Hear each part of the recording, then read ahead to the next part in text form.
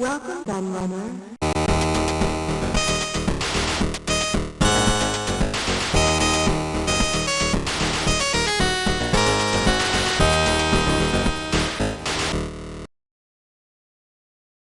Hello everybody, Kieran aka The Laird here, and I'm back with a new hardware review for you.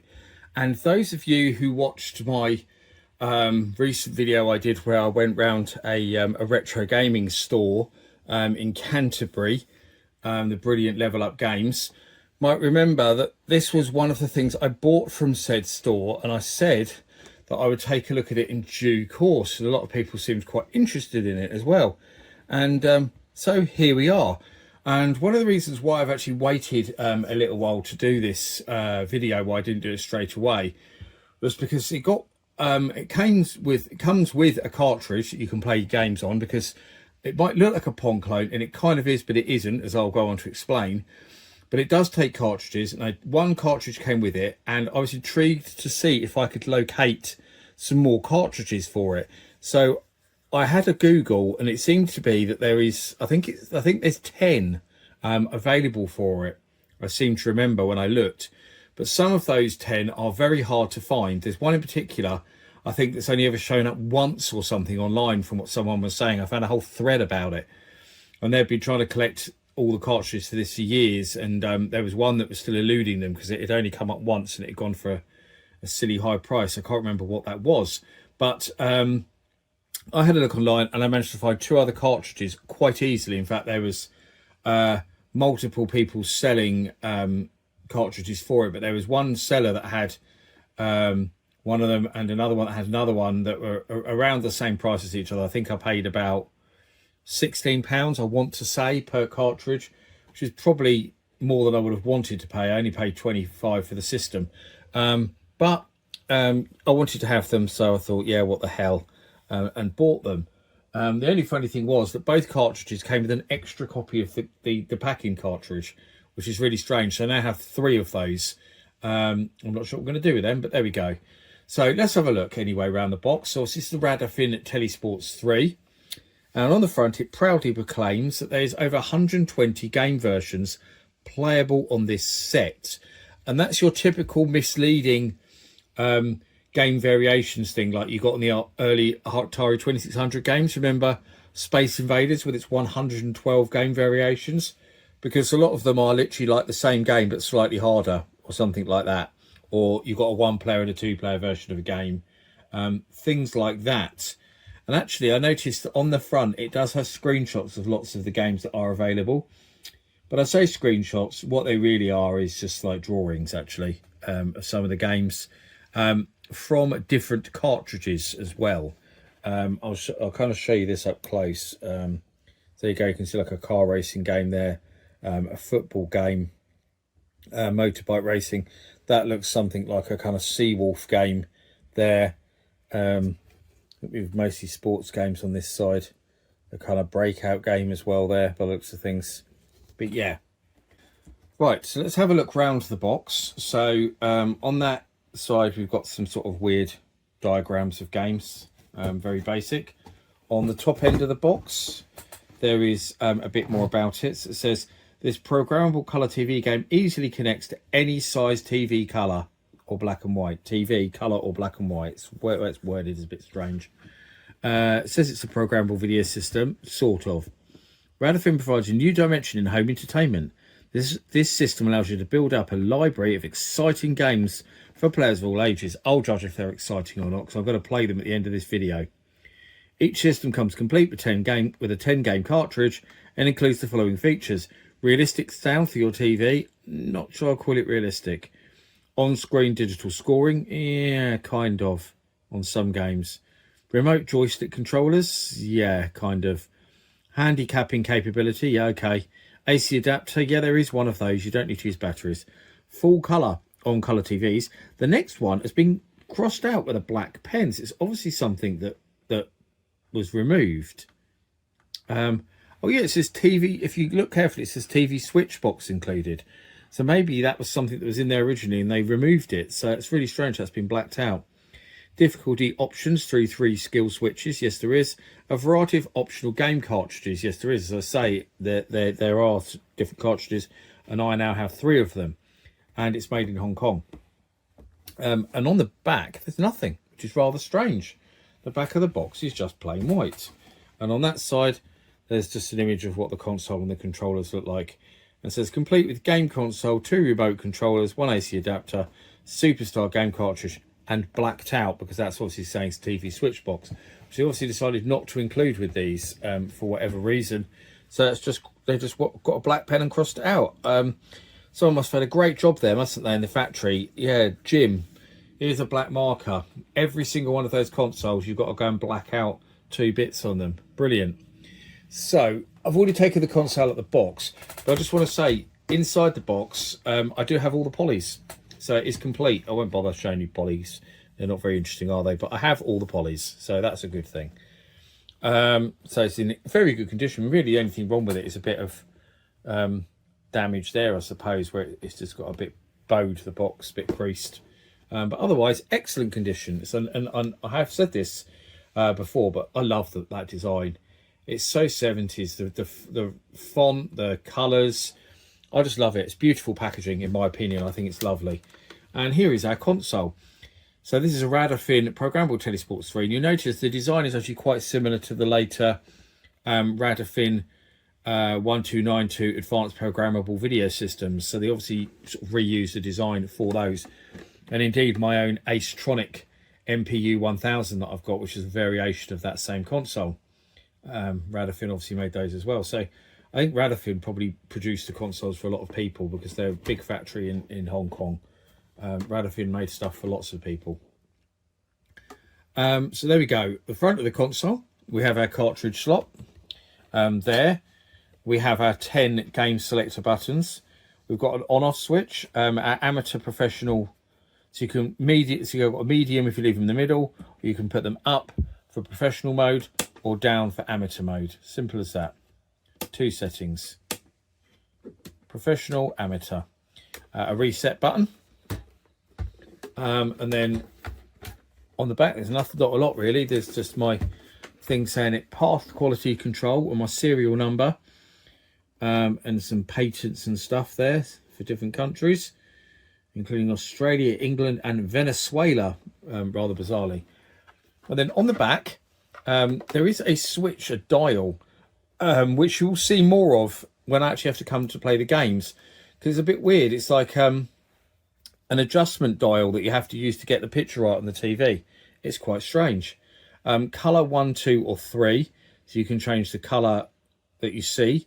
And then these weird controller ports, which are a bit more like DIN sockets. They're not like regular Atari controller ports. They're a bit weird. And obviously our DC 15 volt for the power supply. And I do have the original power supply over here. And it does work. So it's quite unusual to find a really old console like this from like the 70s where the power supply is not junk and it actually does work. It's been pat tested and everything. Awesome. And then we have our 2 controllers, which it helpfully labels right player. So there's our player 2 controller. And then left player. So it helpfully labels which one is which, you know. And these just have an analog joystick, as you can see, which doesn't center. It's horrible. It's like the 5200 joystick, but worse. So a lot of the games won't start properly unless you've got it dead in the center, which is a bit annoying. So you have to make sure you do that before you start the game. And then your quite unresponsive button, which says serve, which is rather stupid because it's not serve on every game. There's lots of games that aren't sports games or aren't tennis even. So I don't know why it says serve. It's a fire button. Calling it serve is strange. Maybe they should have called it action. That would have maybe been a better word for that button. But yeah, those controllers are horrible. And I'll just quickly show you the 3 cartridges I've got as well before I switch the view so you can see it working. So the packing cartridge is this one here. So that is Radofin 1001 Superstar. So they're all numbered and they're all named as well. And obviously it tells you the game variations on there. And because it plugs in this way, you can see these numbers while it's plugged in if you want to change, but the bottom part you can't. So these parts, you can't see, but you don't really need to know that. That just tells you about the skill switches, so you can set to speed it up or slow it down or whatever. Which obviously we showed you the ABC switches down there. So that just shows you those games, and we'll go through them in a minute. So that's the first cartridge, and it's got like a protector in it that's pushed up when you push the cartridge in, a bit like early 2600 games. You see I can pull the flap down. So a cartridge protector. The next game, actually the other two cartridges haven't got that on, so it probably broke off. So the next one I've got here is not such good condition. It's a bit frayed at the end of the label there. But that's Radofin Super Wipeout, and that's got 1, 2, 3. It's got 6 game variations on, not 10. So you have to make note of the numbers. And again, you've got extra settings. So that's got an end label. So that's 1007. That one, the cartridge number 7. And then I have cartridge number 3, Skill Cycle, which is a rip-off of Atari's Stunt Cycle. And this is interesting, and I'll show you why. Because this is the only cartridge that's like this. It has this massive lump on the back that has a joystick port on it. And you might be thinking, that's cool, an extra joystick port, which is what I thought. But no, this cartridge can only be played by plugging the controller into that port. It won't work if it's plugged into the one on the console, which is bizarre. I'm not sure why that is. But that leads me on to the last interesting thing to note about this console, is that it says programmable video system on it, but it's not really, because basically there is no CPU in this console. It's literally just the button controls and the RF adapter.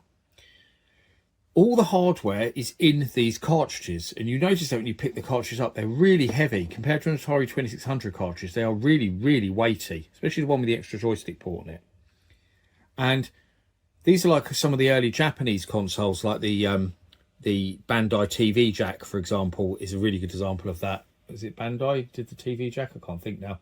It's a TV Jack, yeah. And what was the other one? Supervision 8000. That's another, that was Bandai, wasn't it? That's another one.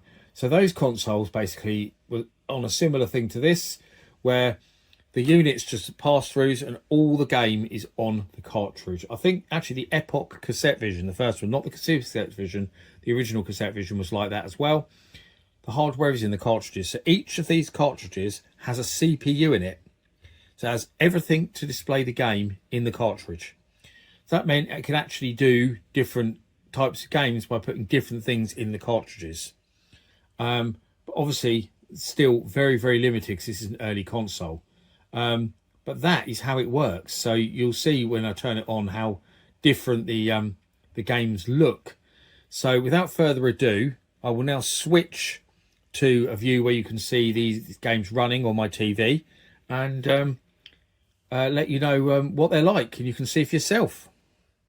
Okay, so I said I would get it going and give you a look at it up and running, and here we go.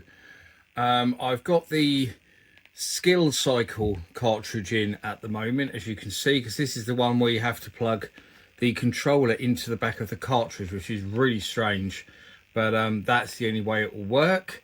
So that's the way you have to do it. So obviously this just uses this single controller. It's basically just 4 different variations on the Atari arcade game and home game Stunt Cycle. If you remember that, if you're old enough to remember that, or you might have played one of the many, many clones or rip-offs of it on other systems. And I say Stunt Cycle, but as soon as I loaded this one up, saw the sprite, I thought it looks remarkably like you're driving a Sinclair C5, not a motorcycle, and it did make me giggle. But I played this quite a lot just to try and work out how to bloody play it, to be honest, because the controls aren't intuitive at all. They're in fact really difficult to play. And now I've got to remember, again, you have to hold up to start accelerating, but then you have to pull to the left to start accelerating more, and then put it all the way to do a jump.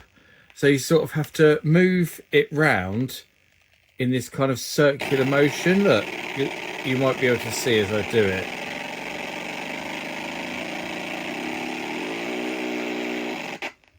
See, like that.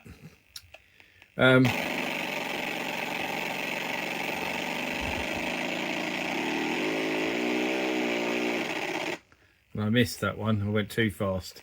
So yeah, that's the first variation. You have to press number 3 for the next one. I couldn't work this one out. Oh, I have now. You just have to do a wheelie to get past each hazard. Not particularly exciting. Then 8 is moto jump, which is just a combination of the two other ones. Oh no, I didn't do 7 time trials. Why is it 1, 3, 7, 8? That's really strange. Just time trial, I think, just do it as quick as you can. Probably. Yeah, it is. How boring is that? Wow, that's like the most boring game ever, isn't it? Just drive across the screen as fast as you can.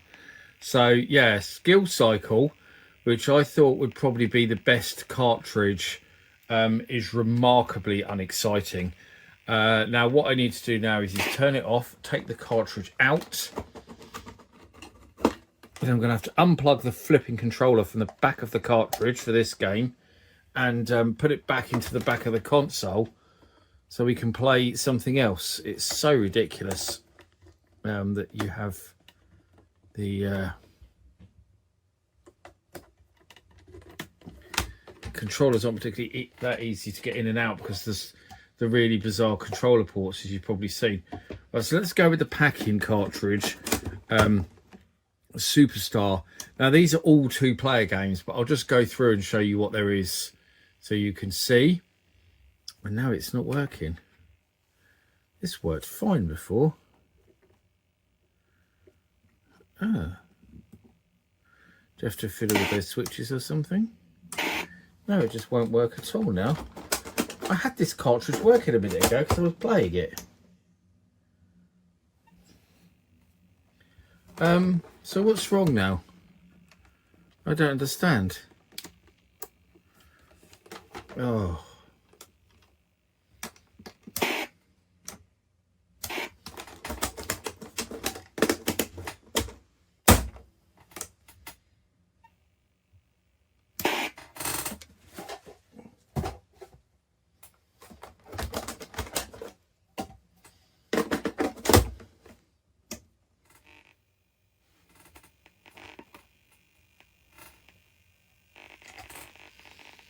Okay, so now I've got it working. I had to just keep plugging it in, taking it out and putting it in again, and eventually it worked. A bit strange, a bit temperamental. But yes, so number 1 is Space Target, and basically, just to show you this, it's really weird. You have to move a crosshair around the screen and try to shoot that target.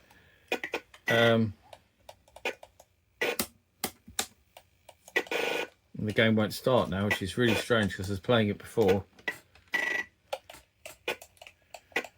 Yeah. So why won't it now? Why won't it play now?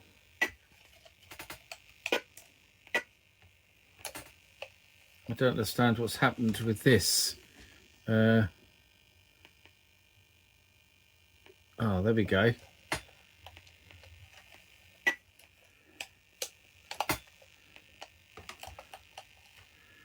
Okay, so is this going to work now? I don't understand why the games now, I can't get them to start or anything. Oh, for goodness sake.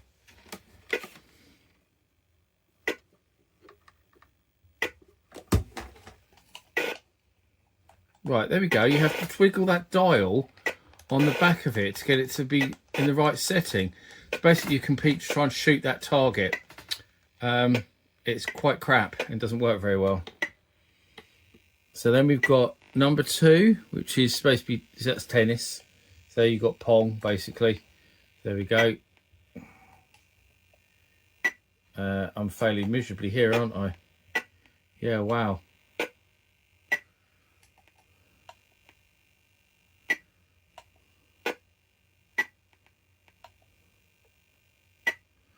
swear that went through the bat. Oh, there you go. I finally hit it back. So there's Pong. That's number 2. So number 3 is hockey. So this is basically the same thing as you can see, but you've got to defend the goal. So there you go. That's that. Apart from that, won't start for some reason. Some of these games are really strange in how you have to start them. There we go. See, that started now. So that's basically just hockey. Then what we've got, number 4, squash.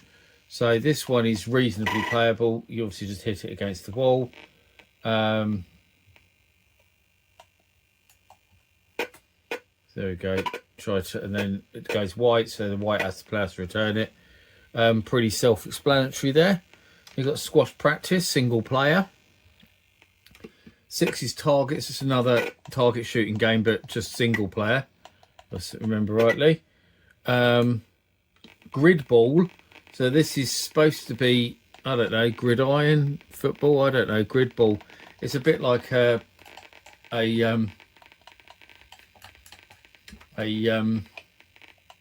football table. Oh, I can't get it to start again. Why are some of these games so temperamental? Oh, there we go. So it's really strange. You've got to get it to go through. A lot of it's not helped by the joysticks, obviously, that don't self-center. So there we go. That's that one. That's a bit interesting. At least that's got something different about it, unlike the others. So this is football. Obviously, by football they mean actual football, not American football. Not hand egg. They mean proper football. So you've got just 2 players at a goal, basically. Then 9 is basketball. So you see you've got hoops at the top there. So you've got to try and knock it into one of these at either side. It's yeah, it's not particularly easy, that one. This was on Video Olympics on the 2600, if I remember rightly, and I can't get it to start now for some reason. So I wonder why I can't get it to start. I don't know. It's very random, some of the reliabilities. That's basketball practice. So I can do that one, look. That one, if it just hit the target, it accepts it. You don't have to get it in it, as you probably saw. It's quite strange. So that, oh no, I thought I'd do it then.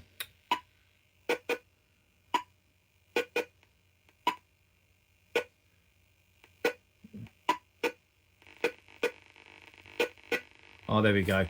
I scored a basket. So that's the sports cartridge, or 1001 Superstar, which is the one that comes with the console, of course, as I already mentioned. And then we have our last cartridge here, which is 1007 Super Wipeout. So there we go. So let's see what this one's all about. So there we go. So Wipeout Practice is the first variation, apparently. So I've got the wrong controller there. I picked up the wrong one. So you're literally just playing squash basically there, aren't you? So it's a bit like the squash game on the other one. Then we've got knockout singles. Oh, so it's a bit like a breakout game. Well, that's quite cool. I haven't tried out this cartridge, you see.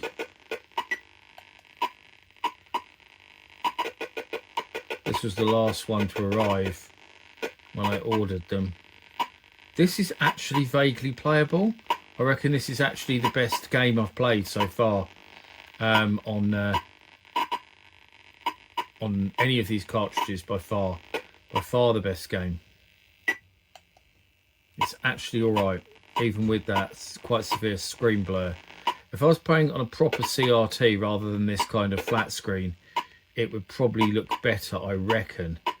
Not so sure. I have got some old CRT, proper big ones in my shed, but yeah, it means getting them out, and using this flat screen is so much easier. So there we go. I cleared the screen. Do what you do after clear the screen, because it doesn't do anything now. Look, I've got all of them. So that's a bit weird, because what are you supposed to do then?